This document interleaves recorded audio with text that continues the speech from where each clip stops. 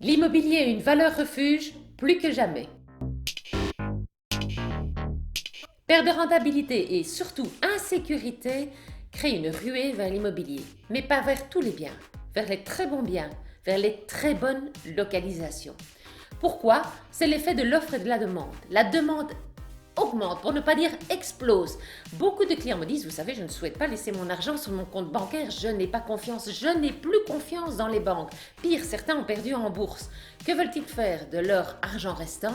Le placer dans la brique pour le sécuriser. Et souvent, ils ont les moyens de leurs envies, donc ils se dirigent vers des très bons biens, des très bonnes localisations.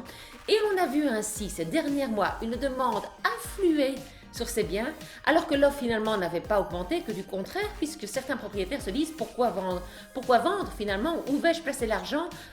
Ils ont l'autre problème. S'ils le mettent sur un compte bancaire, ça ne rapporte rien.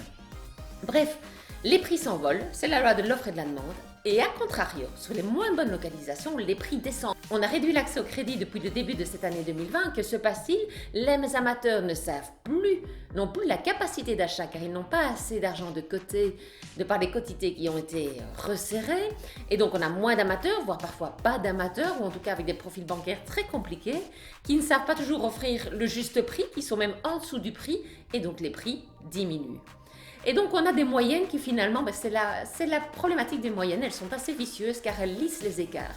Les très bons biens explosent, les moins bons biens, pour ne pas dire les mauvais biens, il y en a, s'effondrent. Et on a un marché qui est à deux vitesses. Alors, à quoi nous attendre pour le futur?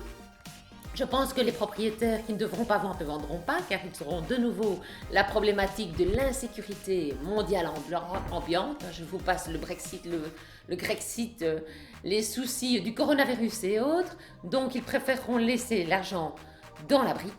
Et à contrario, vous avez des personnes qui ont perdu lors de cette crise et qui voudront sécuriser ce qu'il leur reste, et une demande qui va augmenter. Une offre qui est serrée et une demande qui augmente, les prix vont monter. Alors, oui, mais ne risque-t-on pas d'acheter trop cher? Certes, mais quel est le vrai risque? Est-ce d'acheter trop cher ou de laisser son argent dans des placements qui ne rapportent pas, voire qui font perdre? Je vous pose la question.